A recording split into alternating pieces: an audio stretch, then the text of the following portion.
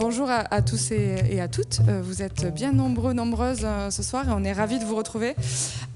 Aujourd'hui, c'est une conférence d'architecture. On a le plaisir et l'honneur de recevoir Raphaël Bétillon, qui représente l'agence Bétillon-Freyermuth, qui est une agence d'architectes qui s'est fondée il y a une dizaine d'années à Toulouse et qu'on reçoit dans le cadre d'un cycle de conférences qui s'appelle Architecture en transition. C'est le deuxième volet de ce cycle de conférences. On avait commencé l'année dernière sur des pratiques vertueuses et expérimentales de l'architecture pour essayer de parler de toutes les manières de faire de l'architecture, parce qu'il n'y en a pas qu'une. Il y en a beaucoup. Cette année, on se concentre sur ce cycle sur la notion d'habiter et de faire du logement, et on essaye d'interroger les conditions de production du logement contemporain aujourd'hui en France, et notamment du logement social et collectif. Alors pourquoi ça nous intéresse? C'est parce que un peu partout en Europe, le logement est en crise. On a besoin de logements, mais on n'en construit pas assez. Parfois, les logements sont vides, mais ils ne sont pas vendables ou ils sont trop chers. Et de partout en Europe, les problèmes sont différents. Et on s'est dit que plutôt que prendre ça comme un problème ici unique en France, qu'on allait un petit peu explorer beaucoup de solutions par rapport à ces problématiques qu'on va découvrir sur tout le long du cycle. Je vais te faire ça. Hop. Donc, on accueille l'agence Bétillon-Freyermuth sur un projet particulier qu'ils vont nous présenter. C'est un projet de logement collectif à Saint-Martin-du-Touche. Et le fait que son isolation vienne des champs directement nous a suffisamment attisé la curiosité pour avoir envie de les écouter ce soir. Au-delà de ça, l'agence Bétillon-Freyermuth, c'est quand même une agence qui est reconnue aujourd'hui et qui a eu l'honneur d'avoir en 2024 le prix national de l'équerre d'argent en catégorie culture, dont on verra peut-être un petit peu le projet. Vous vous définissez d'ailleurs comme un laboratoire d'architecture à la recherche de modèles alternatifs inscrits culturellement dans la réalité contemporaine. C'est pas vrai. Avant de commencer, de passer le micro directement à Raphaël, ça, ce sont les dates des différentes conférences. On vous conseille de réserver pour les prochaines. Comme vous avez vu, c'est un peu pris. Les 3 premières conférences seront ici au Centre culturel Bellegarde, que je remercie infiniment pour l'accueil et pour ce nouveau partenariat, dont nous sommes ravis. La prochaine conférence, ce sera Christophe Hutin, le 9 octobre, Studio Act, le 13 novembre, et pour Vivas Architectos, on ira à l'Institut Cervantes. Voilà. Cette conférence s'appelle « Ce que l'architecture a oublié des champs ». C'est ça, et je te laisse la parole. Merci Joanne, merci pour cette invitation. La question à laquelle vous nous demandez de répondre, je ne suis pas du tout certain d'avoir la réponse, malheureusement. Donc je suis Raphaël Bétillon, je suis le CAR de l'agence Bétillon-Freyermuth. Nous sommes donc une petite agence à Toulouse et on travaille on ne fait pas que du logement, on fait aussi de l'appel d'offres public. Donc effectivement, là on va faire un zoom sur un de nos projets qui est un projet de logement à Saint-Martin-du-Touche. Mais avant de vous présenter le projet, on voulait vous expliquer un peu qui on est et d'où on émet. Parce que dans notre pratique, c'est quand même hyper important de savoir à qui on a affaire pour mieux appréhender leur travail. Je conçois des choses simples pour des gens ordinaires dans un climat difficile. Vous allez voir tout au long de la conférence, on a jalonné avec des citations ou des extraits de conférences, enfin des titres de conférences qu'on aime bien. Ça nous permet d'avoir un petit peu un fil conducteur pour nous, pour se reconnaître dans le fil de la conversation. Donc ça, c'est Glenn Merkut, qui est un architecte australien qui, pour le coup, émet de l'autre bout du monde. Et il dit « Je conçois des choses simples pour des gens ordinaires dans un climat difficile ». C'est exactement ce que je pourrais dire aujourd'hui de ma pratique. Des choses simples, sans aucun doute, pour des gens ordinaires aussi. Et dans un climat difficile aussi, parce que si la France était considérée comme un climat à peu près tempéré, maintenant on peut considérer, c'est acté, que notre climat est devenu difficile. Et en plus, nous, architectes, on est grandement responsable du réchauffement climatique de par notre bilan carbone qui, dans la profession, est assez catastrophique. Donc, il y a 4 parties à cette conférence. La première s'appelle « Loin du centre ». Après Talisman, « Construire peut attendre, l'architecture de l'environnement bien tempéré ». Alors, loin du centre, c'est pour nous présenter. En fait, on a notre agence à Toulouse et le premier projet qu'on a livré à Toulouse, on l'a livré l'année dernière. C'est le spatioport de la Cité de l'Espace. Et on a passé 10 ans à faire des chemins de traverse, sans faire de mauvais jeu de mots, à faire les chemins de campagne pour arriver à construire dans notre métropole. Et en fait, on a été finalement, notre pratique a été accueillie plutôt par le monde rural. Là, vous voyez, il y a des projets en périphérie de Toulouse et aussi en Aveyron ou à Villefranche-de-Lauragais.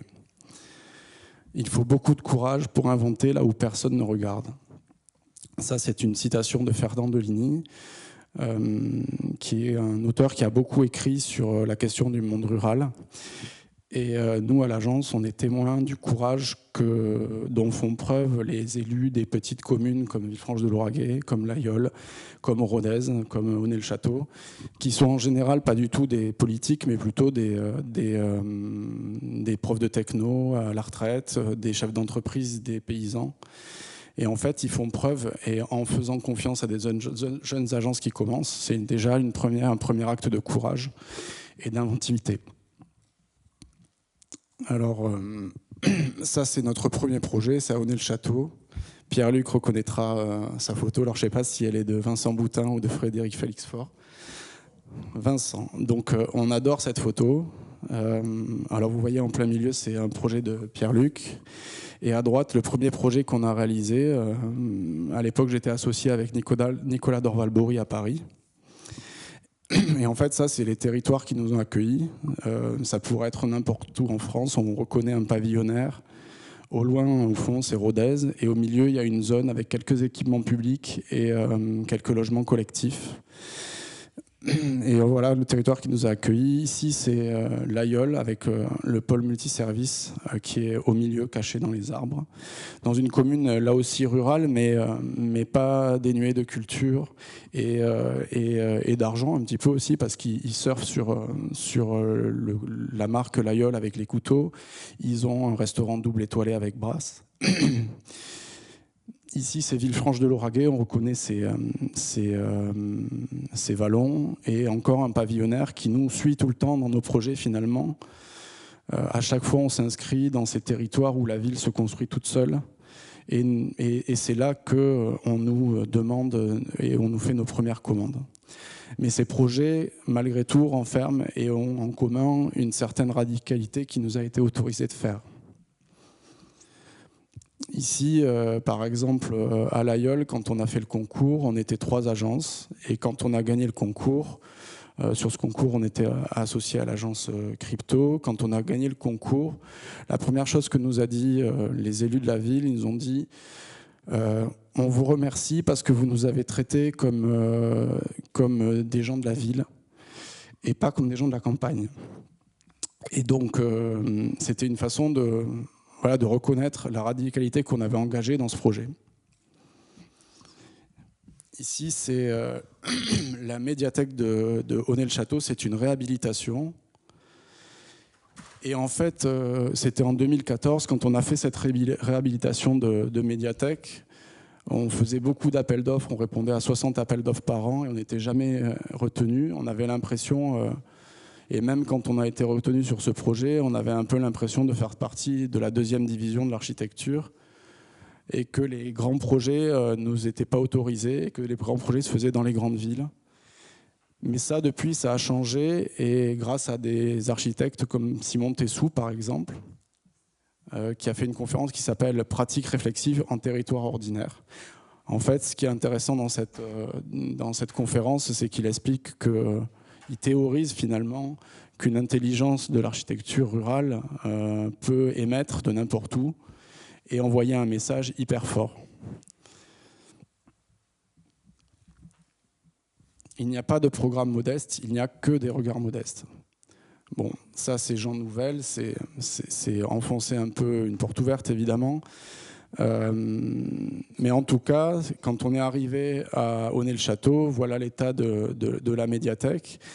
On était 4 équipes d'architectes, c'était une procédure adaptée, et parmi ces 4 équipes, il y avait 3 équipes qui étaient là pour rendre service à la mairie, c'est-à-dire venir au moins à la visite pour voir ce qu'il y avait à faire sur cette médiathèque, qui était un projet qui faisait peu envie, et une seule agence, la nôtre, à qui potentiellement il pouvait rendre service. Comme je vous l'ai expliqué, on courait après nos premières commandes. Donc voilà à quoi ça ressemble aujourd'hui. Et en fait, on nous avait donné en même temps que la visite, à l'époque on était à Paris, on était hyper loin de Rodez, et ils nous avaient donné une sorte de diagnostic du projet dans lequel il était énoncé que la toiture était un peu fébrile et qu'elle pouvait éventuellement s'effondrer, en tout cas qu'elle était à refaire. Et nous, on a eu l'idée assez simple parce que je pense qu'on considérait le projet comme un élément, comme un projet essentiel pour nous. Quand on a passé l'oral, on a dit, on imagine que ce projet, il faut refaire la toiture. Donc si on refait la toiture, au lieu de faire... En fait, à la base, c'était juste une réhabilitation thermique. Et nous, on s'est dit, on va profiter de refaire la toiture pour éventuellement monter sur cette toiture et offrir à la médiathèque, qui n'avait pas d'espace extérieur, un espace extérieur sur le toit. Et en fait, on a juste présenté ça à l'oral, cette idée hyper simple de dire, on fait la toiture, on se met sur le toit, on lit.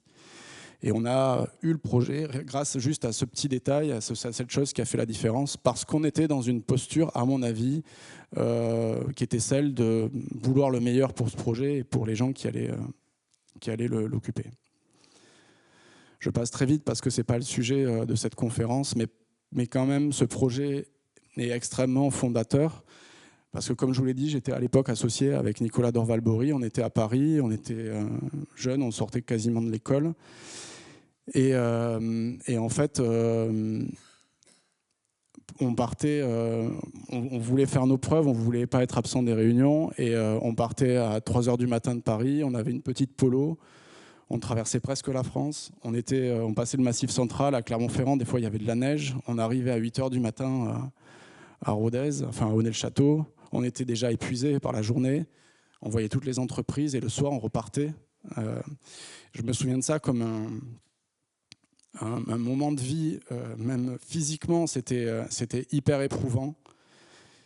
Et en fait, on voulait faire nos preuves et on avait fait une espèce de carnet de détails énorme, hyper fourni. Et quand on venait une semaine sur 2, on se rendait compte qu'en fait, il y avait plein de détails qui étaient oubliés par les entreprises. Et je prenais ça comme une sorte de non-respect de mon travail que j'avais fourni. Parce que quand je me disais, mais regardez, normalement, la lumière, elle est dans une gorge à l'arrière du meuble, le mec qui posait la lumière, il me disait, c'est quoi ce truc-là? En montrant mon carnet de détails, il dit, c'est la première fois que je vois ce document.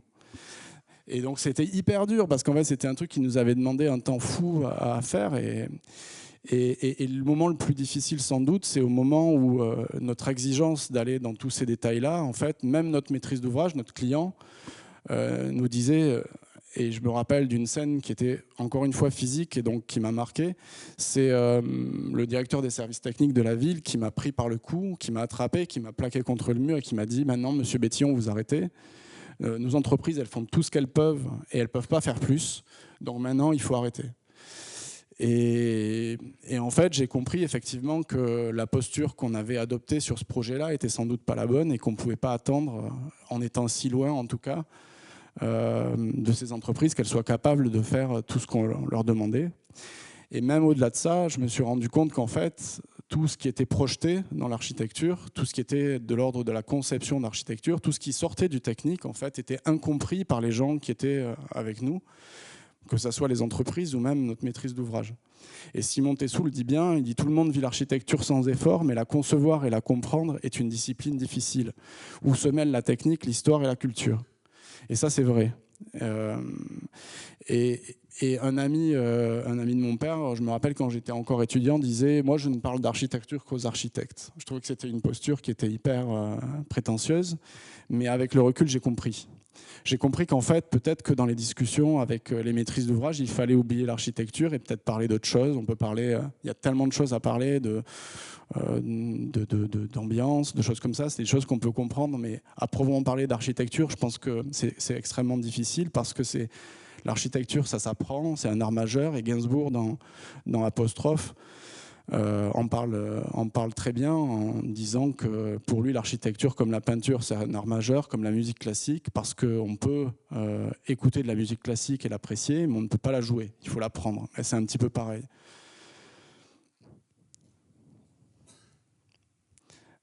Je m'arrête quand même sur cet élément-là parce que c'est hyper beau. Cette médiathèque, on avait décidé de faire la signalétique avec un graphiste qui s'appelle Pierre Vanny. Et en fait, c'est quelqu'un de très doué et de très léger. Et il avait réfléchi très rapidement. Nous, ça faisait 3 ans qu'on était sur le projet, épuisé par le projet. Et lui arrive pour poser sa signalétique. Et lui, il présente son projet de signalétique à la directrice de la médiathèque. Et il dit, ben, en fait, un livre, c'est comme un oiseau. Donc, en fait, je vais mettre des oiseaux de couleur répartis dans la médiathèque. Et les gens se guideront avec les oiseaux. Et là, la directrice de la médiathèque, elle a fait, waouh, la classe, génial. Et du coup, je suis revenu à la médiathèque il n'y a pas si longtemps. Et derrière la banque d'accueil, il y a marqué un livre, c'est comme un oiseau. Imaginez que chaque utilisateur a un oiseau dans les mains, marqué Pierre Vanny. Donc en fait, un mec qui a fait une signalétique, qui a passé 5 minutes à réfléchir à une idée et après à la mettre en forme, ben derrière, il n'y a pas marqué ce bâtiment a été fait par Raphaël Bétion et Nicolas de Rollebury. La deuxième partie, je l'ai appelée talisman, parce que, alors, un talisman, on sait à peu près ce que c'est, et selon Wikipédia, pour certains auteurs, le talisman tient sa force des images qu'il porte, pour d'autres, de la matière dont il est fait. Et nous, le talisman à l'agence, ce sont nos maquettes. On fait toute une série de maquettes qui sont toutes très différentes parce qu'elles sont généralement pas faites par les mêmes personnes. Mais on estime que ce sont des talismans parce que ce sont des objets qui nous protègent dans les projets. Ça, c'est le premier talisman que je vous présente. En fait, c'est un projet de logement qu'on a remporté. Et dès qu'on a gagné le concours, on a fait cet objet. Et en fait, volontairement, on n'a pas représenté à quoi allait ressembler le projet de l'extérieur, mais on a représenté quelle était sa structure. Parce que c'est ça qui était important dans notre projet. C'est un projet avec des planchers béton et des poteaux en béton et une ossature de façade bois. Et en fait, on a été malin parce qu'on savait très bien que pour le promoteur, ce qui l'intéressait, c'était effectivement l'enveloppe. Et nous, on ne voulait pas que l'élément essentiel pour nous, qui était le principe structurel, qui était là où il y avait tout l'intérêt du projet, soit oublié. Donc en fait, systématiquement, à chaque réunion, on posait cet objet comme pour montrer, n'oublions pas que le projet, c'est ça. Et que si jamais on essayait de dévier du principe constructif qui aurait fait économiser 30% au projet, ben en fait, le projet, en tout cas, cette matière n'avait plus de sens, quoi. Cette maquette n'avait plus de sens. Ça, c'est un autre talisman. Ça représente au 1/5e. C'est une maquette qui est à peu près haute comme ça, qu'on a encore à l'agence, qui représente un morceau de la charpente du projet de l'Aïeul. Et en fait, on l'a amené aux réunions quand on est allé voir le charpentier. On l'a sorti de notre coffre, de la voiture, on l'a posé sur la table, un objet d'1,20 m de haut. Et le charpentier, quand il voit arriver ça, il se dit, bon, c'est qui ces gens-là qui arrivent avec ce truc déjà fait ? Mais en fait, oui, effectivement, c'était déjà son travail qui était représenté dans la maquette. On avait fait presque un travail de charpentier en réalisant cette maquette. Mais en fait, en posant cet objet, automatiquement, on se mettait dans la poche celui qui allait devoir nous accompagner tout au long du projet. C'est-à-dire qu'il voyait quelle attention on avait porté à réaliser un extrait de ce que le projet allait être, et c'était lui qui allait prendre parti de cette part-là. En fait, on lui donnait de l'importance volontairement pour lui montrer à quel point son intervention dans le projet allait être importante. Et quand on se retrouve après dans le hangar où on voit exactement la maquette qu'on a faite à l'échelle 1, il y a une forme de satisfaction qui est absolument immense quand on est architecte. Et aussi une prise de conscience que le travail d'architecte, c'est un travail collectif qu'on fait aussi avec les entreprises et que par moment, il vaut mieux avoir un peu de malice et réussir à entrer dans un dans un dialogue qui est plus positif que celui qu'on a eu lors du projet de la médiathèque. En fait, quand on voit cette photo, c'est assez édifiant à quel point on voit que tout porte, c'est pas un mauvais jeu de mots, sur cette maquette. Et ça, c'est le talisman du projet de logement isolé en paille. C'est une maquette qui, elle, pour le coup, ressemble plus à une maquette de train électrique sur lequel il y a des petites fleurs. Voilà. En tout cas, on voit des stores, une jardinière, on voit le projet qui est en train de se dessiner. Construire peut attendre. Je ne pouvais pas faire cette conférence sans qu'on vous parle de à quel point la question de construire nous pose question aujourd'hui en tant qu'architecte. Alors quand il y a Roland-Garros ou quand il y a le Tour de France, les journalistes ils aiment bien dire est-ce que, alors consultant, est-ce que le prochain cycliste qui gagnera le Tour de France est né aujourd'hui? Est-ce que le prochain Français qui gagnera le Roland-Garros est né aujourd'hui? Alors à cette question, on ne peut pas répondre. Par contre, moi, je peux vous dire que l'architecte ou la génération d'architectes praticiens qui ne construira rien, elle existe déjà aujourd'hui. C'est-à-dire que nous sommes sans doute la dernière génération d'architectes qui vont construire des bâtiments parce que les autres ne feront que les réhabiliter et les réemployer. Pourquoi? Parce que ça, c'est une phrase qui est sortie du journal Plan Libre, qui est édité par la Maison de l'Architecture. Chaque bâtiment représente un gouffre béant de matériaux arrachés à la terre, détruisant autant de nappes phréatiques que les habitants humains et les milieux écologiques non humains. Chaque bâtiment est une immense expiration de CO2. Le bâtiment neuf et existant représente 40% des émissions mondiales annuelles. J'adore cette citation parce que je la trouve ultra violente. Elle est à l'échelle de la violence des problématiques qu'on a aujourd'hui dans le monde en ce qui concerne les changements climatiques. Donc en fait, ça se représente par ça. C'est pas plus compliqué que ça. Ça, c'est des plages d'Afrique où des pays en général très riches vont piller des pays très pauvres en s'arrangeant avec des marchands de sable qui leur vendent le sable de leurs plages. Aujourd'hui, 90% des plages mondiales sont en danger parce qu'on fait encore pour nous du béton. Voilà, je vous laisse lire.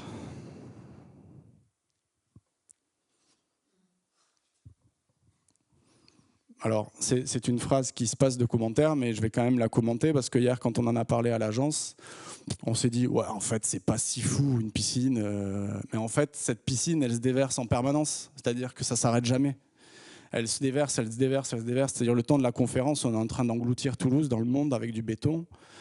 Et le pire dans cette statistique, c'est qu'on n'a pas encore atteint le pic. C'est-à-dire qu'aujourd'hui, ce chiffre, il est encore en train d'augmenter. Et on a l'impression qu'on est en train de faire un peu changer le cap, mais en fait, pas du tout. On est à l'échelle mondiale, c'est encore quelque chose qui est en train de s'aggraver. C'est déprimant. Hein. Et pourtant, avec Guillaume, mon associé, on vient de là. On nous a appris ça. On nous a appris à construire avec du parpaing et à coller de la briquette dessus, quoi. Et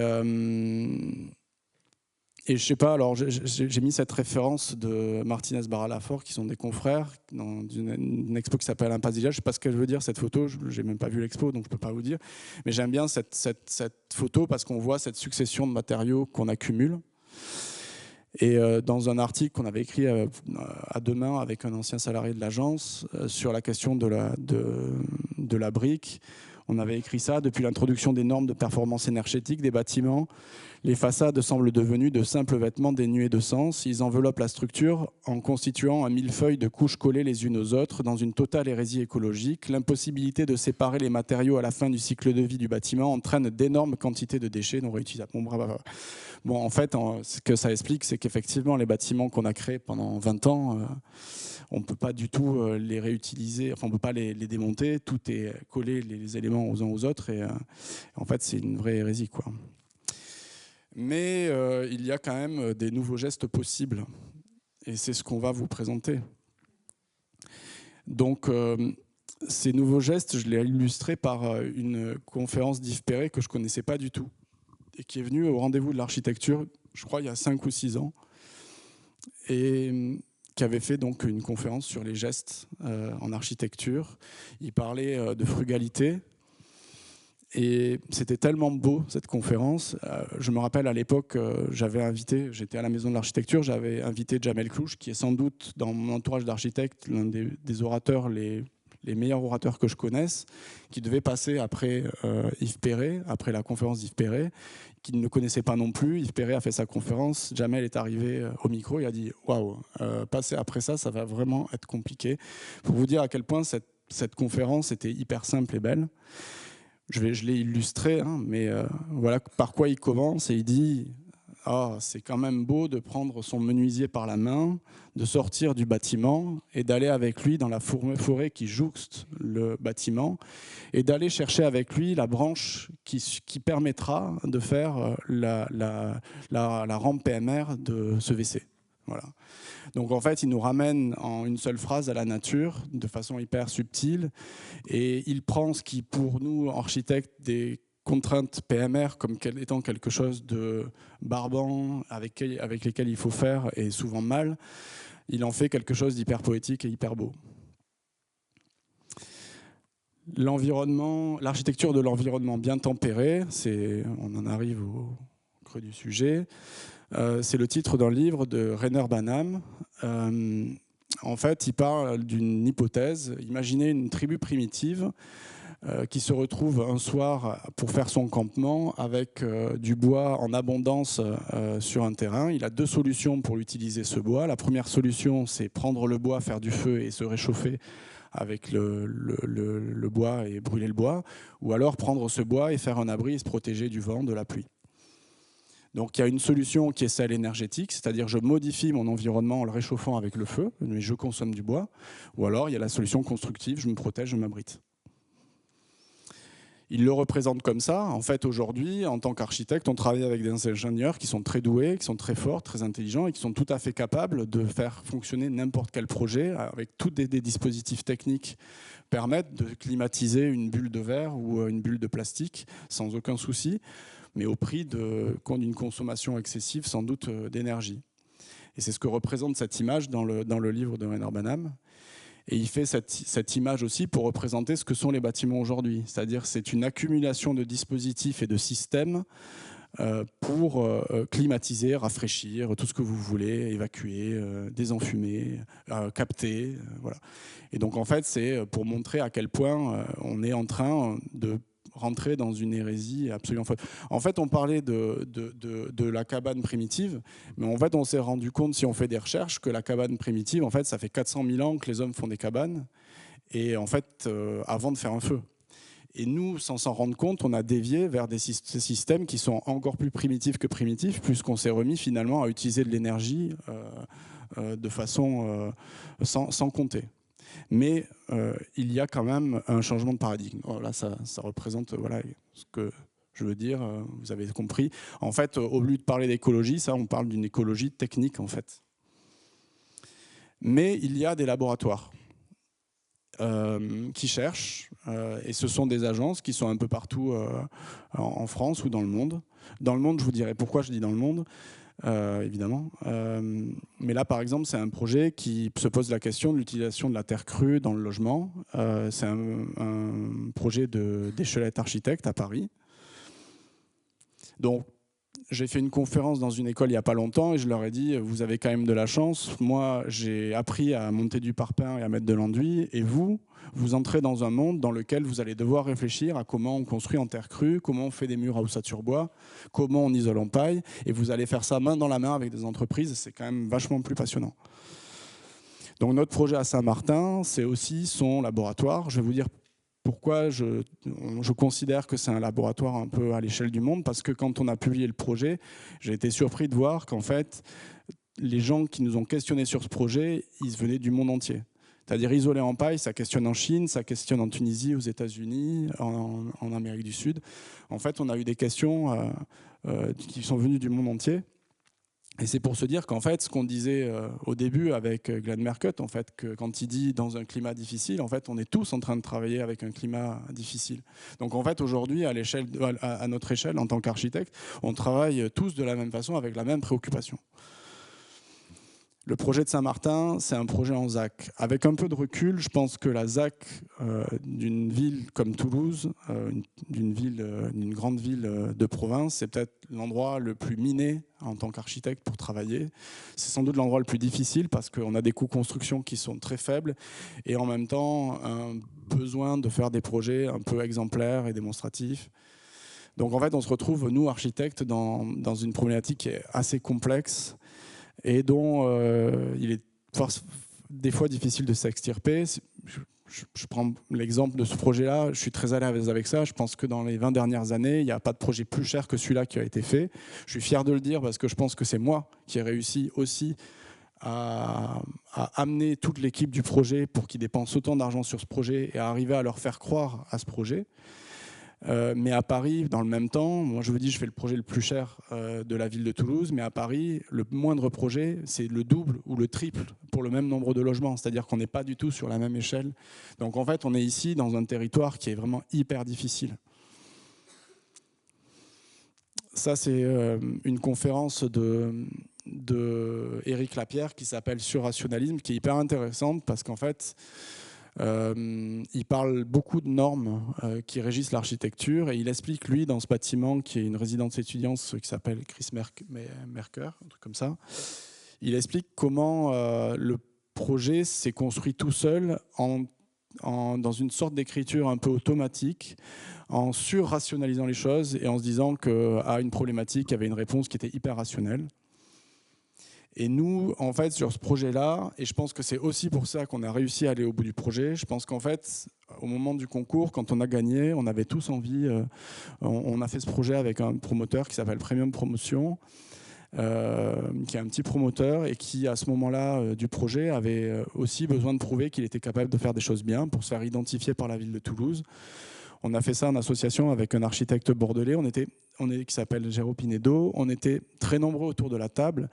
Et en fait, il y a eu une espèce de mayonnaise qui a prise. Je ne sais pas comment vous l'expliquer, mais en tout cas, il y a eu une espèce d'intelligence collective qui est née de ce projet-là, où on allait tous dans le même sens. Et en fait, au final, on se retrouve avec un projet où personne ne peut vraiment dire qu'il est le signataire de ce projet, tellement on l'a fait collectivement et tellement les choix qu'on a dû faire pour ce projet, ils ont été dictés par des contraintes qu'on a eues ensemble. Je vais passer très vite ça parce que je ne sais pas si c'est très intéressant, mais en gros, à gauche, vous avez la fiche de l'eau du projet avec un fossé mer dans lequel il y avait de grands chênes qui s'étaient installés, des chênes centenaires, qui coupe notre îlot en deux. Et donc, la fiche de l'eau demandait à ce qu'il y ait des bâtiments de part et d'autre de ce fossé mer. Ça, c'est les grands chênes dans le projet. Je trouvais l'idée un peu bizarre de la part de l'urbaniste que de dire... alors, il a fait un parc à côté, à 50 mètres du projet. Et je me dis, mais pourquoi il n'a pas mis le parc à l'endroit des chênes? C'était quand même vachement plus simple et nous laisser tranquilles parce que composer un bâtiment, faire un bâtiment, construire un bâtiment avec les racines d'un chêne, de deux chênes centenaires au milieu de la parcelle, c'est hyper complexe. Ça demande de mettre en œuvre des systèmes techniques coûteux comme des pieux séquences et des fondations qui sont comme des tubes. C'est des tubes de fondation qui ne nécessitent pas de venir creuser autour de la fondation pour réaliser la fondation. Je trouvais ça un peu curieux comme idée que de mettre ces arbres en plein milieu et de les mettre finalement en danger. Mais au point que même moi, quand on était au chiffrage et que le projet était en train de devenir affreusement cher et qu'il y en avait pour 200 000 € de plus en fondation, je me disais mais tant pis, les arbres on les tue et puis voilà, c'est pas grave, ils repousseront. Et en fait, je me suis trouvé bien bête quand j'ai visité le projet et que je vais le voir maintenant et que je vois ces arbres centenaires. En fait, il y a dans cette parcelle tout ce qui n'a pas un projet de logement habituel dans une ZAC. Il y a cette accroche, ces arbres qui sont hyper présents et qui font le paysage de ce projet. Malgré tout, et c'est pour ça que je trouve que quand on parle de laboratoire, oui, c'est un laboratoire, parce que malgré toutes les précautions qu'on a prises, on a vraiment essayé de ne pas toucher les racines. On n'a pas touché le système racinaire, mais avec un des pieux, on a percé une poche d'eau qui nourrissait l'arbre, un des deux, et la poche d'eau s'est vidée et il n'a plus eu assez d'eau pour survivre. Donc il y en a un des deux qui est mort sur la parcelle. Ça, c'est le plan. Je ne vais pas trop parler de plan pour la simple et bonne raison qu'en fait, on a zéro marge de manœuvre en France sur la question du plan dans le logement. Je vais vous raconter une anecdote qui nous est arrivée avec Guillaume quand on a fait notre première opération de logement. On avait un super bouquin qu'on avait acheté sur plein de logements réalisés dans le monde, avec des super typologies, avec des séjours qui tournaient autour des cuisines. Enfin, c'était hyper beau. Et un jour, on a été contacté pour faire notre premier concours de logement, et on avait l'impression qu'on était meilleur que les autres, sans doute, et qu'on allait réussir à faire du logement assez facilement, et en tout cas mieux que les autres. Et en fait, ce premier projet, ça a été un véritable fiasco. On n'a pas du tout réussi à prendre en compte toutes les contraintes, les surfaces, ça a été catastrophique. Et en fait, on a fait un exercice assez simple au départ, c'est qu'on a pris les plans, on a décalqué les plans des appartements qu'il y avait dans les autres pays, et en fait, ils avaient de moyenne 10-15 mètres carrés de plus que nos logements à nous, en fait. Mais ces 10-15 mètres carrés, c'est ce qui change tout. Et ça, aujourd'hui, dans le système qui est mis en place dans le logement, on fait une surface en fonction de ce que les acheteurs sont capables d'acheter. C'est aussi simple que ça. Grosso modo, c'est la banque qui décide de combien vous allez habiter de mètres carrés. Et donc ça, on n'a pas vraiment de marge de manœuvre pour faire du bon logement, malheureusement. Par contre, ce qu'on a essayé de faire dans ce projet, c'est que donc il était demandé d'avoir cette grande percée visuelle au niveau des chaînes, et nous, on a redivisé à nouveau nos plots dans des circulations extérieures, de manière à éviter au maximum d'avoir des longs couloirs qui feraient des longs couloirs collectifs, pour éviter d'avoir cette impression de vivre dans un immeuble collectif. Donc on a ces circulations qui sont extérieures. Et ce qu'on avait vendu au moment du concours, c'était de dire, en fait, on prend l'exemple d'une maison et on se dit, quand on a une maison, on se met à l'abri uniquement quand on passe le palier de sa porte, alors que quand on a un logement collectif, on se met à l'abri quand on rentre dans les parties communes. En fait, on voulait laisser l'impression aux gens qu'ils étaient dans quelque chose d'individuel, puisqu'ils se mettaient à l'abri uniquement en passant la porte palière. En plus, elles sont assez généreuses. C'était au moment du Covid, donc en fait, au moment du Covid, on fantasmait tous qu'on allait utiliser les terrasses communes pour discuter avec les voisins, qu'on allait complètement changer nos rapports à notre voisinage. Donc on avait aussi prévu que ces plateformes de dessert soient larges et éclairées pour que les gens puissent se rencontrer. En plus de passer la porte tard dans les logements, alors vous voyez notre parcelle, c'est une sorte de trapèze en fait. Et nos bâtiments sont orthogonaux. Ça, c'est ce qui nous permet de rationaliser au maximum la construction, parce qu'on avait déjà dans l'idée d'avoir un projet préfabriqué. Donc en fait, on a fait épouser la forme de la parcelle par les balcons, et on a gardé un noyau orthogonal qui nous permettait d'avoir un noyau rationnel.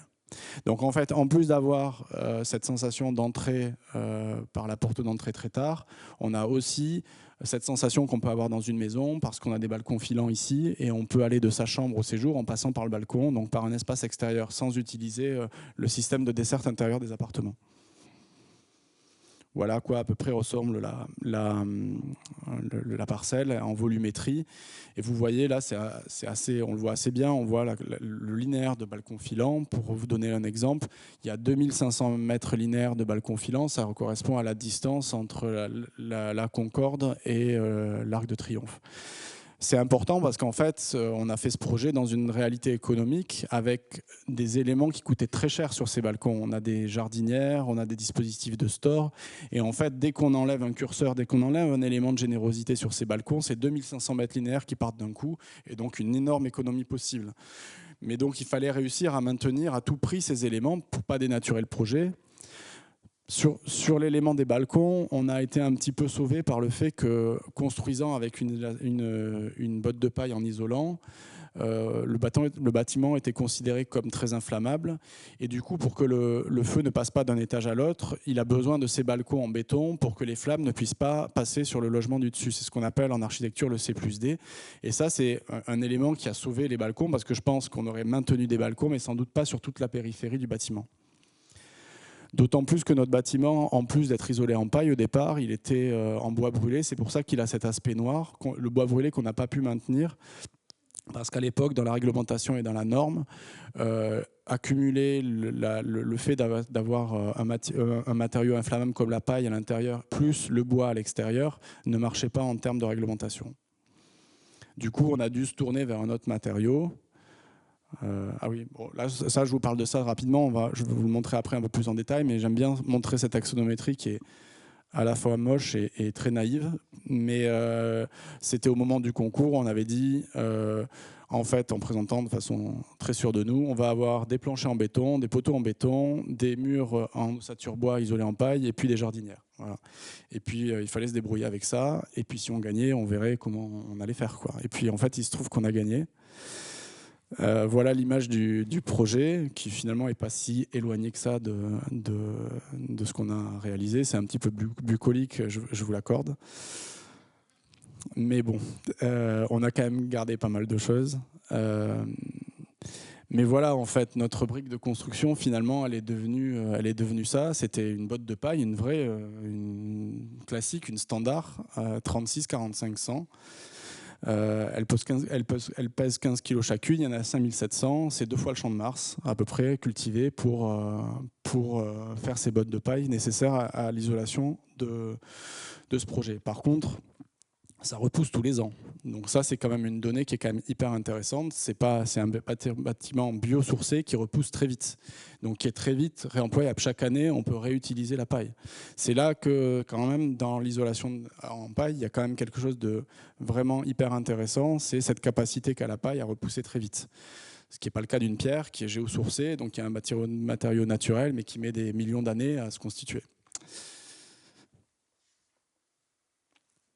Donc on est passé de quelque chose d'ultra simple au moment du concours qui allait se faire tout seul à quelque chose d'hyper complexe avec des épaisseurs qui entrent en ligne de compte, avec une botte de paille qui fait déjà presque 40 cm, avec des murs qui doivent être ventilés et on se retrouve au final avec un mur qui fait 60 cm d'épaisseur.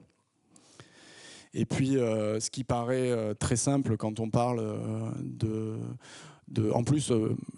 moi, je dois avouer que quand je suis rentré dans ce projet-là, c'est quand même ce projet-là qui m'a fait un peu changer dans ma tête, à me dire, en fait, on peut construire autrement. Avant ça, je n'étais pas conscient à ce point de tout ça, mais quand j'ai vu tous les efforts qu'on a dû mettre en place, moi, mais aussi toutes les entreprises qui ont travaillé sur le projet, on leur a demandé de poser leurs déchets à la sortie du chantier, de les trier. Enfin, je veux dire, c'est des choses qui sont énormes en termes d'organisation quand on travaille.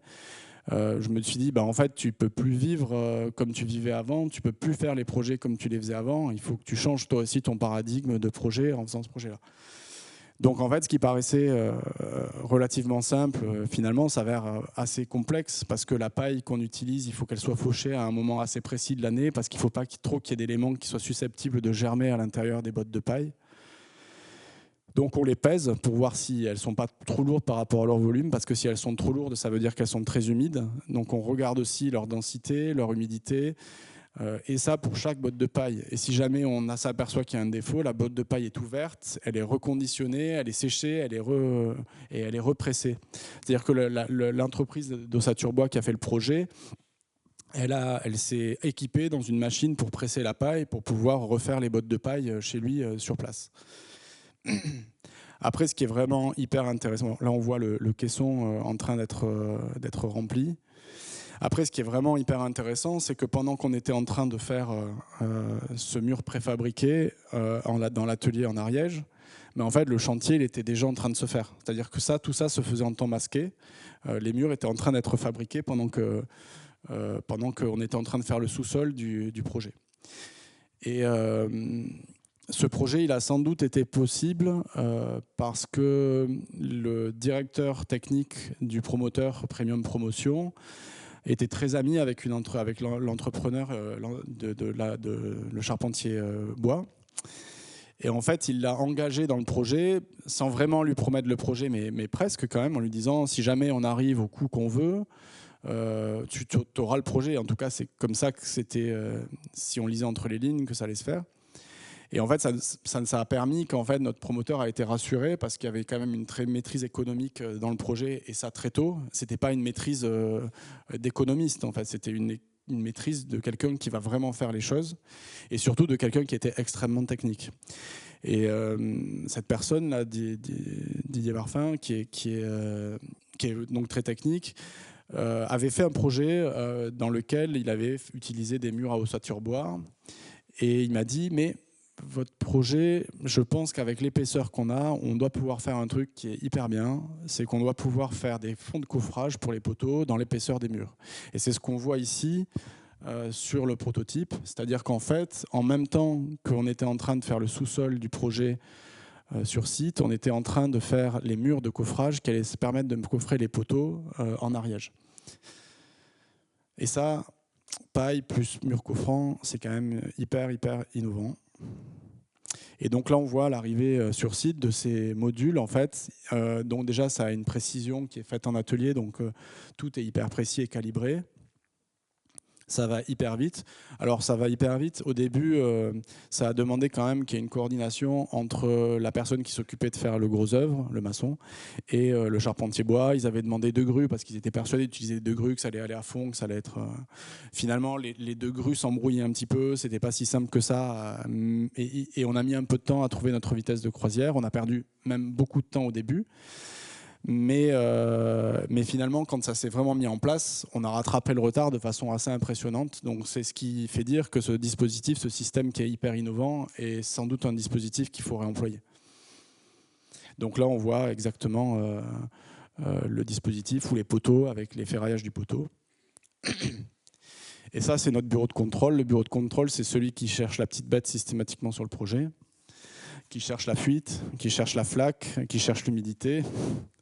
Et c'est vrai qu'avec Guillaume, on est un peu téméraire sur ces questions-là, mais maintenant, ça fait 10 ans qu'on pratique, donc on arrive en fin de décennale et les projets qu'on a fait il y a 10 ans arrivent en sinistre.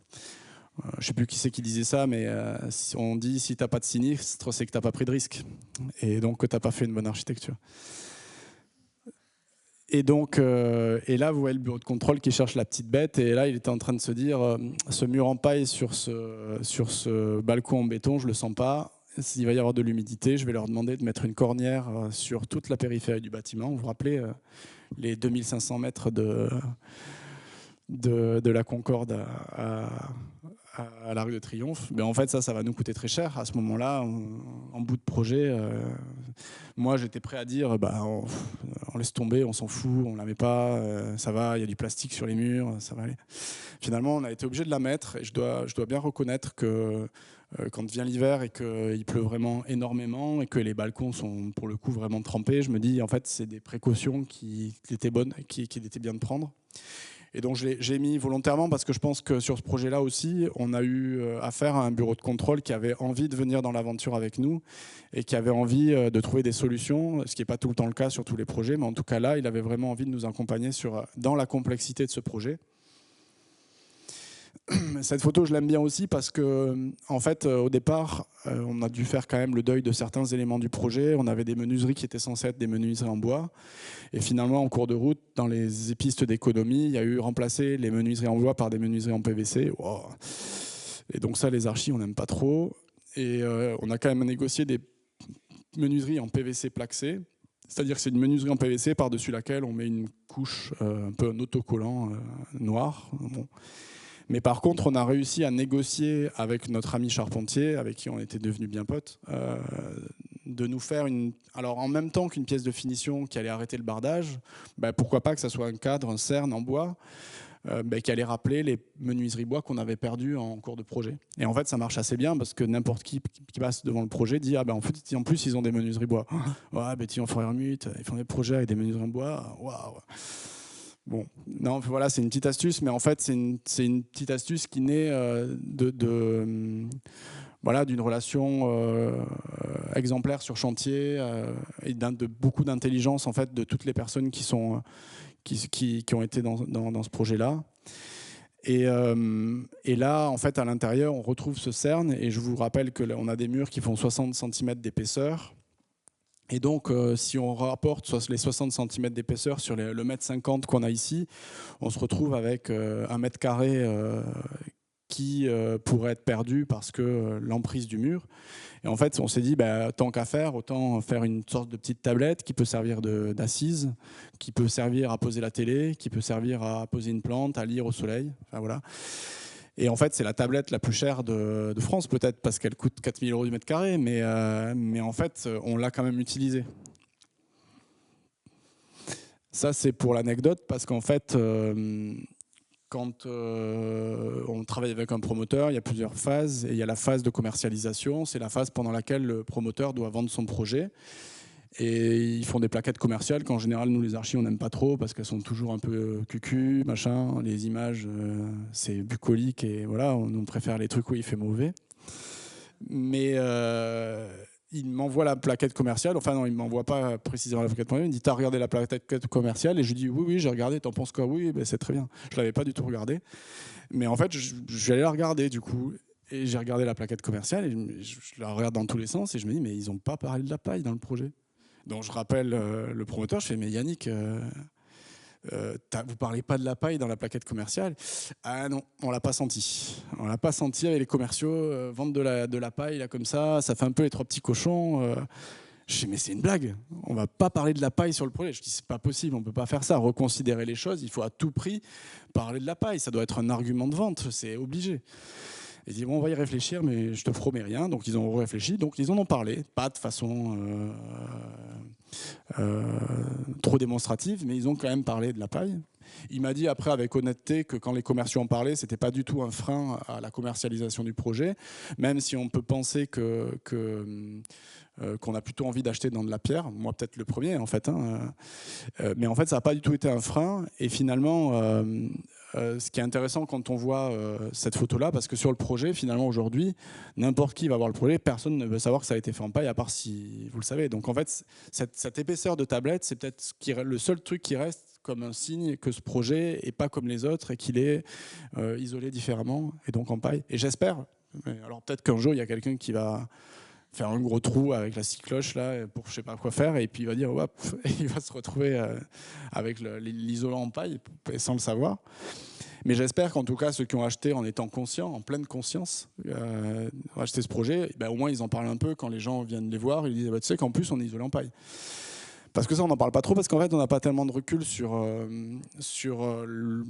si c'est bien d'isoler en paille ou pas. Moi le seul truc que je peux vous dire, c'est que quand je suis rentré dans ces logements, la première fois, il y a un feeling, un truc un peu bizarre qui se passe quand on rentre dedans, qui est un peu le même que celui qu'on peut avoir, même si c'est un peu différent, mais qu'on peut avoir quand on rentre dans un immeuble haussmannien, en fait. Quand il fait frais, que la pierre est encore fraîche, il y a un peu ce sentiment-là.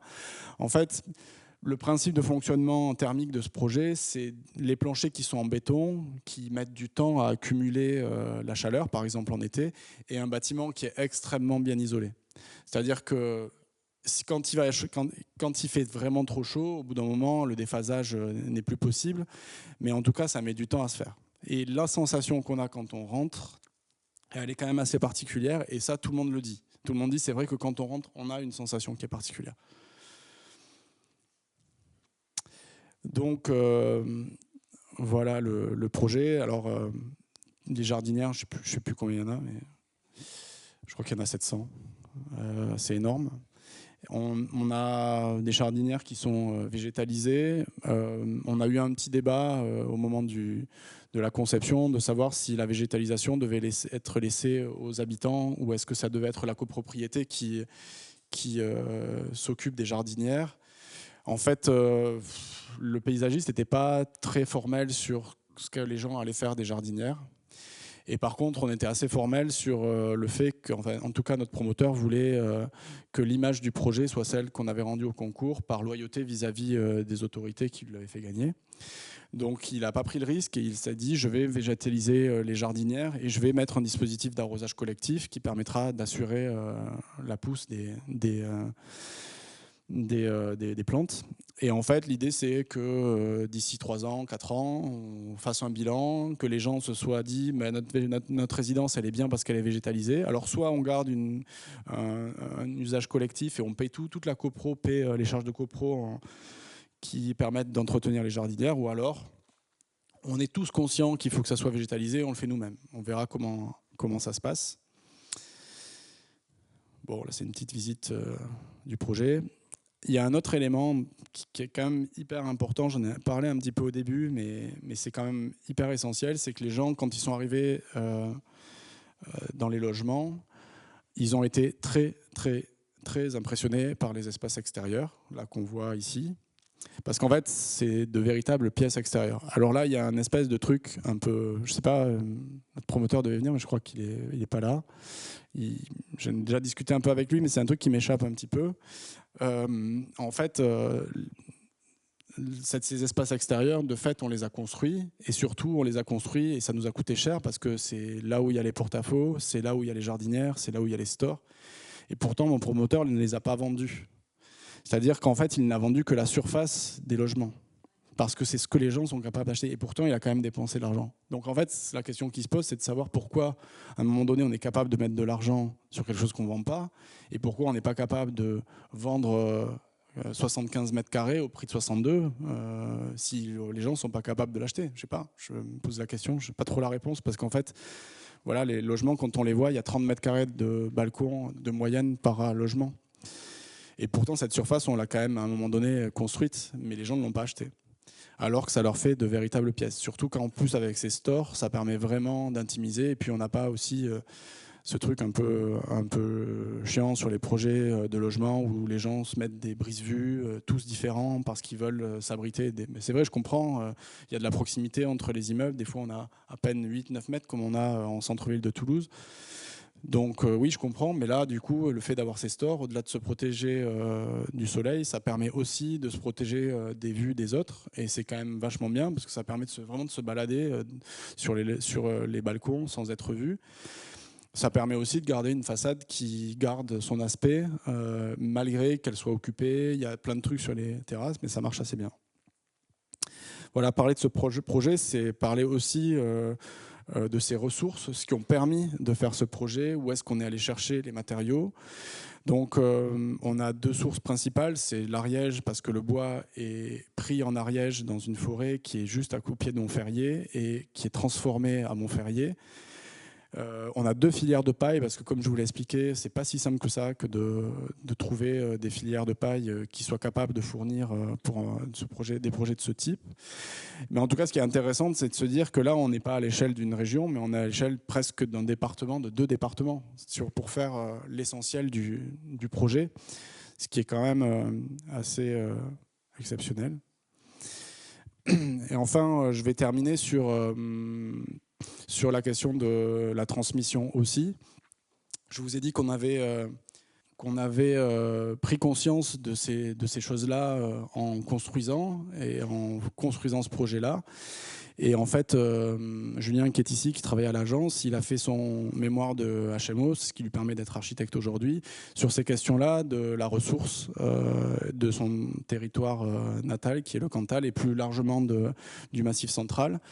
Donc c'est intéressant de voir que ces questions qui sont un peu nées comme ça à l'agence, mais en fait, il y a une question aussi de transmission avec nos salariés.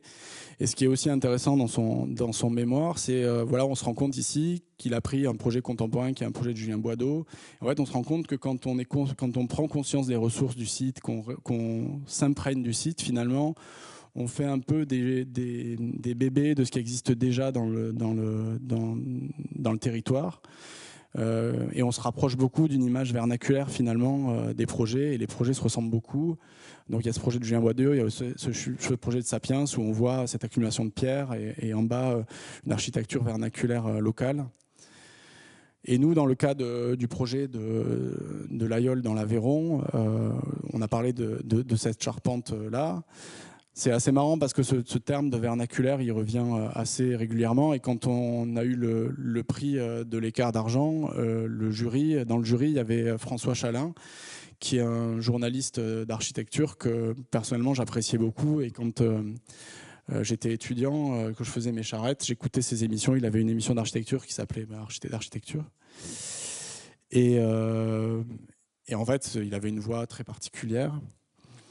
Et si on m'avait dit que moi, étudiant, un jour, j'aurais l'écart d'argent et que c'est François Chalin qui parlerait de mon projet un jour, j'aurais jamais cru. Et il est mort il n'y a pas longtemps. Et il a dit, donc ça c'est le projet de l'Aïeul, et il a dit le seul bâtiment qui ressemble au vôtre dans la commune de l'Aïeul, et encore j'ai mis du temps à en trouver un, c'est le Super U. Vous me direz, c'est une façon de faire du vernaculaire, en tout cas ça semble être la vôtre. Et voilà, et en fait Le projet ressemble à ça, mais je trouve qu'il est un peu dur avec nous. Mais en même temps, je prends tout ce qu'il dit parce que c'est vrai que notre bâtiment, vous l'avez vu ici, il est en train d'être monté, mais peut-être qu'en fait, vous ne savez pas, mais il est en train d'être démonté ailleurs et il sera peut-être mis ailleurs. C'est un futur possible pour ce bâtiment, comme pourrait l'être un supermarché ou qui accepte plein de programmes. Un jour, voilà, ça peut être autre chose. Et notre bâtiment, il est un peu comme ça. Donc oui, on accepte ça. Ils ont aussi dit que c'était un mécano géant, parce que oui, c'est ça notre bâtiment. Mais là où je le trouve un peu dur, c'est que c'est aussi ça, c'est aussi une halle de marché. Là, c'est la halle de marché de Beaumont-de-Lomagne, qui a été photographiée par Éric Tabuchy. Voilà. Et ça, je finis sur cette question qui est essentielle quand on parle de tout ça, c'est analyser les ressources disponibles. Et ça, c'est la cartographie qu'a fait Julien sur le Massif central et toutes les ressources que l'on trouve dans le Massif central.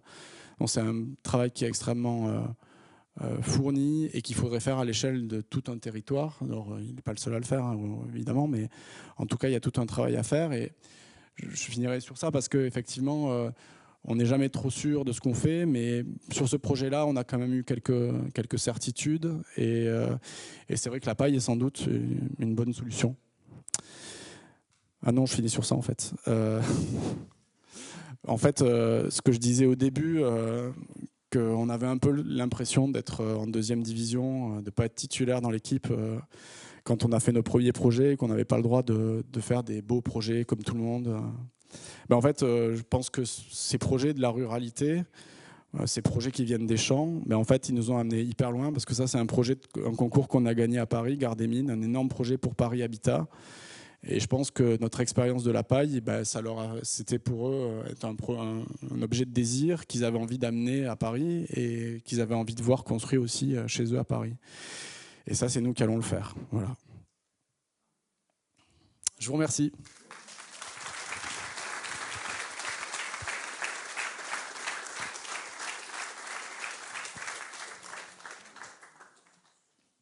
Merci beaucoup, Raphaël. Bouge pas trop. Merci, c'était extrêmement riche comme conférence. Moi, ce que j'aime bien avec les architectes généreux, c'est quand on leur demande 45 minutes, ils dépassent toujours un peu. Mais j'étais prévenue, et ça, c'est très bien. À peine. Non, mais en fait, c'était extrêmement intéressant aussi parce que le fait que tu zoomes et dézoomes en permanence entre des projets, des idées, d'autres éléments de culture vernaculaire, ça enrichit énormément le propos. C'est-à-dire que je m'attendais à ce qu'on parle plus de paille et finalement, tu as ouvert plein de monde. Du coup, quand on avait commencé à préparer un petit peu cette conférence, justement, cette question de l'isolation paille, c'est un risque que le promoteur a bien voulu prendre, ou c'est une innovation qu'il a pris à bras le cœur comme ça. Mais ça m'interroge beaucoup. Comment vous avez réussi à le convaincre de ça dans le projet? Franchement, il n'y a pas tellement eu de sujet. Je pense qu'il n'y a pas tellement eu de sujet parce que déjà on a fait le concours dans un contexte un peu particulier où on était à peu près certain de perdre. Donc en fait c'était une copromotion et donc de deux promoteurs, parce que ce promoteur était quand même un petit promoteur, c'était quand même un gros projet. Donc c'était deux promoteurs et en fait il y a eu une petite embrouille entre le deuxième promoteur et un élu. Et donc le deuxième promoteur a été viré en cours de route, donc ça partait très mal. Et je pense que cette idée, elle était quand même charmante, cette idée de paille. Tout le monde l'a bien appréciée quand on a un peu débriefé. Je pense qu'on n'a peut-être pas pris aussi la mesure de ce que ça voulait dire que de faire un projet comme ça. Je pense qu'il y avait un peu de notre part à tous, un peu d'inconscience à faire ça et à se dire bah, on verra plus tard si on y arrive. Il n'y a pas vraiment eu, en tout cas il n'y a pas eu de débat avec lui. C'est-à-dire on a été une équipe dès le début, on n'a pas eu besoin de le convaincre. Parmi les pistes, on a trouvé que c'était la plus séduisante parce que le sujet, c'est important, je ne l'ai pas dit, mais le sujet de l'îlot, c'était le matériau biosourcé. Donc on n'y connaissait rien, je sais pas d'où vient l'idée, mais on s'est dit bah, pourquoi pas la paille, et tout le monde a été séduit par ce truc, il y avait un truc vraiment assez séduisant, donc il n'y a pas vraiment eu de débat. Je pense que c'est plus après en fait, mais même après, il n'a jamais eu envie de l'abandonner, quoi. ça nous aurait fait faire des économies, hein, mais de l'abandonner, ouais. Mais ça n'a jamais vraiment été le sujet, parce que on aimait tous bien cette idée-là, quoi. Mais ce courage qu'il faut du coup pour à la fois proposer et accepter la proposition, après, de temps en temps, quand tu parles du projet, tu dis pourquoi ce courage-là, par exemple, il n'est pas mis dans la surface du logement qui finalement n'est pas vendue, alors que finalement, oui, que les balcons ne sont pas vendus, ils n'ont pas de valeur commerciale ou foncière, et pourtant on garde des typologies qui sont dont tu ne parles pas. Parce qu'il n'y a rien à en dire, en fait. Tous mes confrères peuvent en témoigner. On fait tous les mêmes logements à Toulouse. On fait tous le même T3. Hein. Il n'y en a aucun qui est différent, malheureusement. Et là, dans pas très longtemps, on rentrera sur ChatGPT la programmation T3, combien il faut de T3, combien de niveaux, et il fera bien mieux que nous. Mais moi, là où je trouve que c'est quand même assez intéressant ce projet, c'est qu'on a essayé de travailler sur tout ce sur quoi on avait encore de la prise. Tout le reste, en fait. Et je l'ai dit, pour moi, c'est un peu un mystère. Je sais pas, quelqu'un a peut-être la réponse là, mais pourquoi on a pu construire 80 et en vendre que 60 ici, alors que c'était de l'espace extérieur parce qu'ils ne vendent que ça? Et pourquoi, à un moment donné, ce curseur, on peut pas le mettre un peu pour agrandir un peu les pièces quand c'est nécessaire? Je sais pas. Je n'ai pas la réponse. En fait, quand on demande d'ouvrir le grand cahier des comptes avec les promoteurs, c'est quand même difficile de partager les chiffres. Déjà, il faut savoir, hein, un promoteur, quand il fait une opération à zéro, hein, c'est déjà qu'il a gagné 6%, parce que les banques leur demandent des garanties à 6%, et on considère pour lui que c'est une opération blanche quand c'est à 6%. Moi, quand je fais une opération à zéro, comme c'est là qu'il y a une opération à zéro, c'est une opération à moins 20 000. Parce que l'énergie qu'on a mis là-dedans, c'est notre zéro, il est là, quoi. Donc on n'est pas sur les mêmes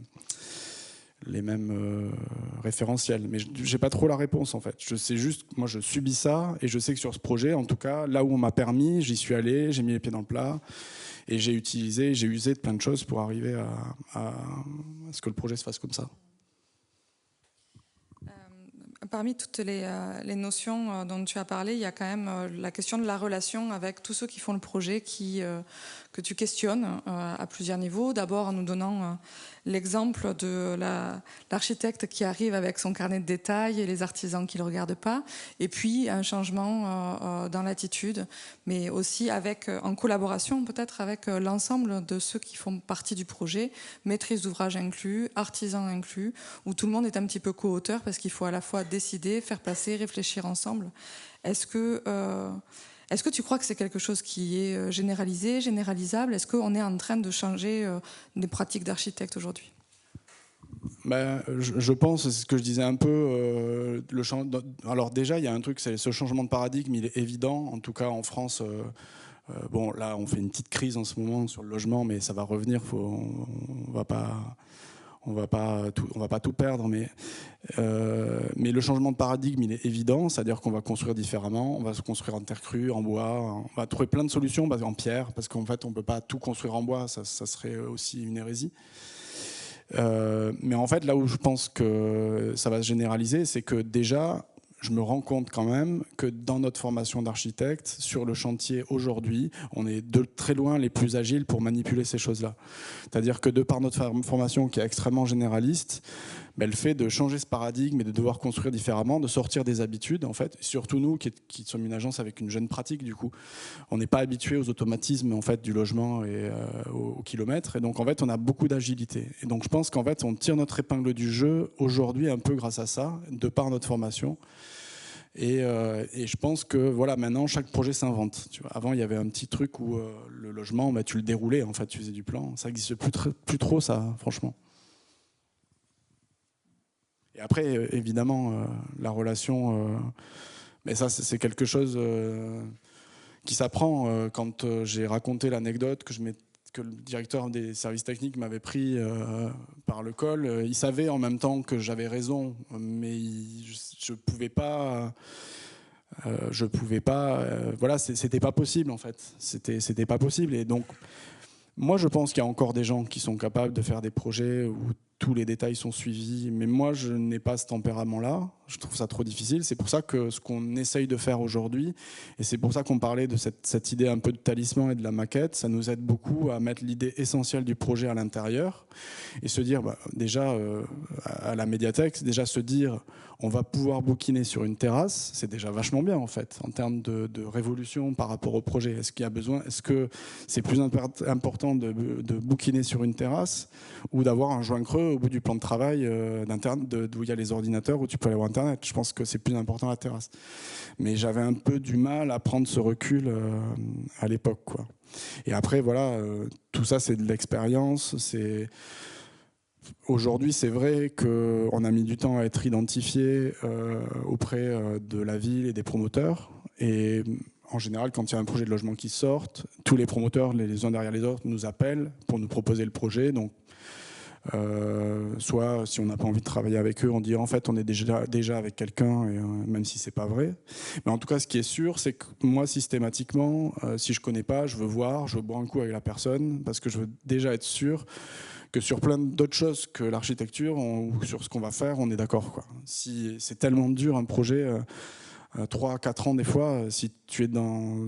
Enfin, moi en tout cas, je ne suis pas capable d'être en lutte en permanence avec des maîtrises d'ouvrage. Il faut à un moment donné qu'on ait un peu de complicité avec eux et ça, je dois l'avoir dès le début parce qu'il y a des gens avec qui ça ne colle pas du tout et ça ne collera jamais et je ne ferai pas de projet avec eux. Mais voilà, tout ça, c'est des choses qu'on a appris et qui se font petit à petit. Et puis il y a aussi une forme de séduction quand même de nos maîtrises d'ouvrage. Voilà, on use de tout en tout cas.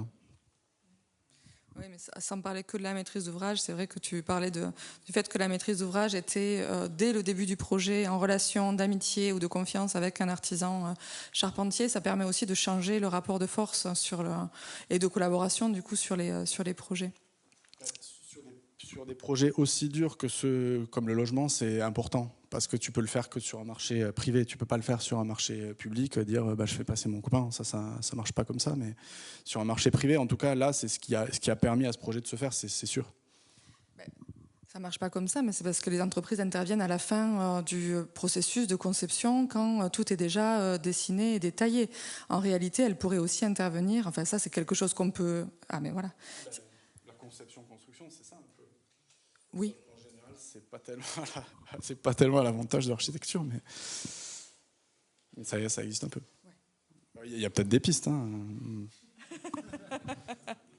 Moi, j'aimerais maintenant ouvrir les questions à la salle, sans trop bouger et me déplacer moi-même. Non, pas toi non plus. Je sais pas. Est-ce que quelqu'un aurait une question à poser et qui a besoin d'un micro ? Ou une remarque. Voilà. S'il n'y a pas de question, il y a une remarque.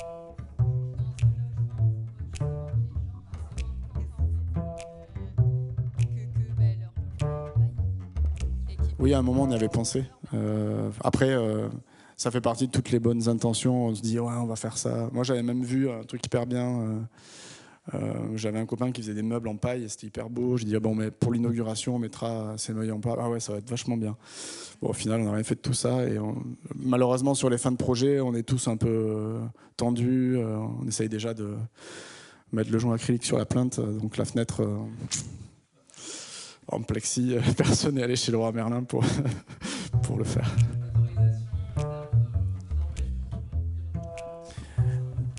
Alors, il y a deux trucs importants dans cette question. Alors, il y a une solution qui est latex. C'est tu fais un test sur chantier, tu vérifies que ton hypothèse que ça va pas brûler, tu le vérifies sur place avec un bureau de contrôle qui vérifie que ça marche.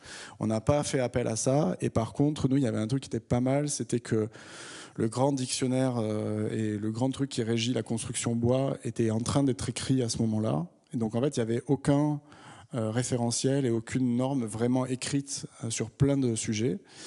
Donc, il y avait un petit peu un flou qui était à l'appréciation du bureau de contrôle qui nous a accompagnés. Et encore une fois, je l'ai dit tout à l'heure, mais je pense qu'il avait envie de ce projet. Je pense qu'il avait envie de le faire, il avait envie d'être précurseur aussi, lui, dans ce domaine-là, et je pense que c'est ce qui a permis qu'on n'a pas eu trop de problématiques. Mais en tout cas, on a quand même été un sacré bulldozer à réglementation sur le projet. Hein. Après, je ne le dis pas trop parce que ça n'avait pas trop plaisir aux vrais techniciens du projet, mais c'est un projet qu'on a pu faire parce qu'on a eu une subvention de la région Occitanie, qui est une grosse subvention, parce qu'ils ont considéré que ce projet était innovant. Ils ont considéré qu'il était innovant techniquement parce qu'effectivement, il était isolé en paille. En plus, c'est assez intéressant cette subvention parce qu'en fait, ils prennent un projet lambda, donc un projet en parpaing et enduit. Ils prennent mon projet en paille et en bois. Ils regardent la différence de prix entre les deux techniques et après ils coupent la poire en deux et en gros ils sponsorisent le quart qui reste. C'est pas ça le calcul, mais grosso modo c'est ça. Et c'est assez intéressant parce qu'en fait ils font pas ça que pour la technique, mais ils font aussi sur le pourcentage de balcons. C'est-à-dire par exemple ils disent d'habitude un logement c'est 5 mètres carrés de balcon ou 3 mètres carrés de balcon. Là il y en a 30. Donc on va sponsoriser ces 30 mètres carrés à hauteur d'un certain budget.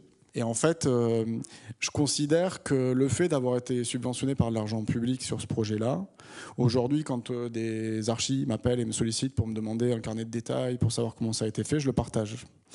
Parce que je considère que c'est un peu lui aussi, la communauté qui a payé pour que le projet puisse se faire en fait.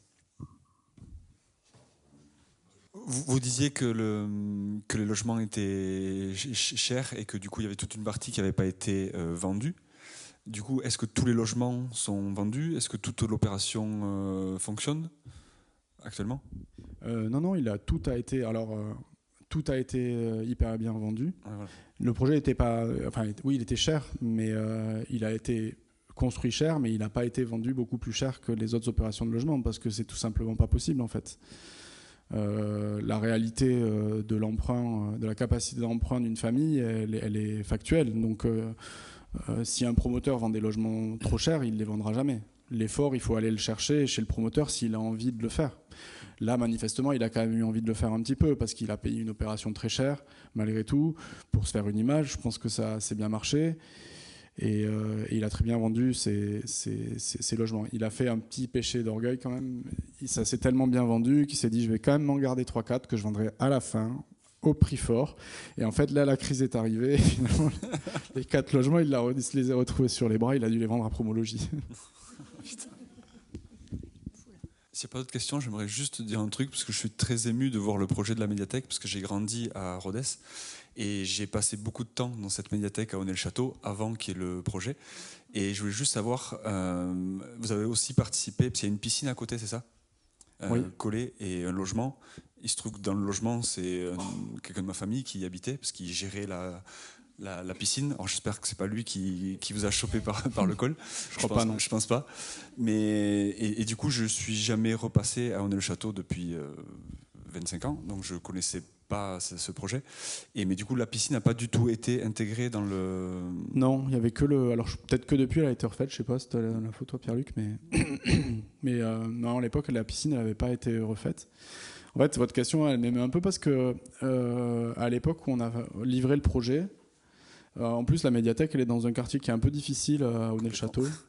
Et en fait, il a livré le projet quasiment à 2 mois des élections et le maire il a perdu les élections. Ça m'avait un peu touché. Je me suis dit waouh, c'est chaud quand même la vie politique. Parce que je rapportais peut-être les choses à moi, mais je me dis c'est quand même vraiment une médiathèque, c'est vraiment un objet pour la culture, pour tout le monde. Et le fait qu'il ait perdu derrière ces élections, c'était pas à cause de la médiathèque évidemment, mais j'avais trouvé en fait ce signal, je l'avais trouvé hyper mauvais quoi.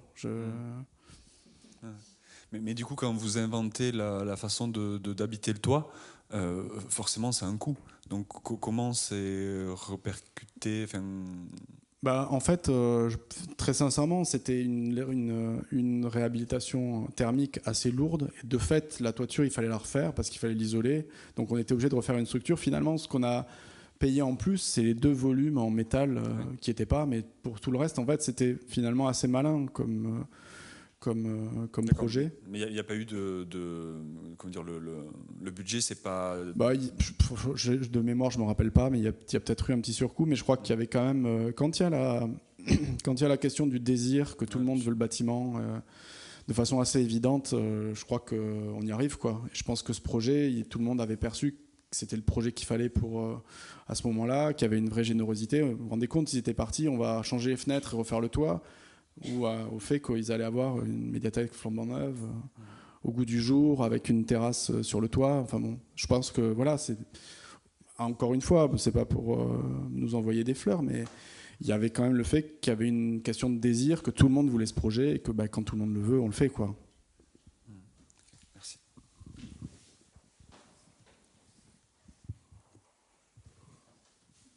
S'il n'y a pas d'autres questions, je pense que c'est pas mal comme mot de la fin, que si tout le monde veut un projet, on le fait. Merci beaucoup, Raphaël. Merci. Du coup, j'en profite juste pour faire un petit rappel sur les prochains événements. Le 9 octobre, on reçoit Christophe Hutin. Lui, il va nous raconter le projet à Bègles d'une réhabilitation en site occupé avec les habitants sans qu'ils aient besoin de déménager. Et on enchaînera après avec le 13 novembre au Studio Act et le 4 décembre, Vivas Arquitectos. Merci beaucoup.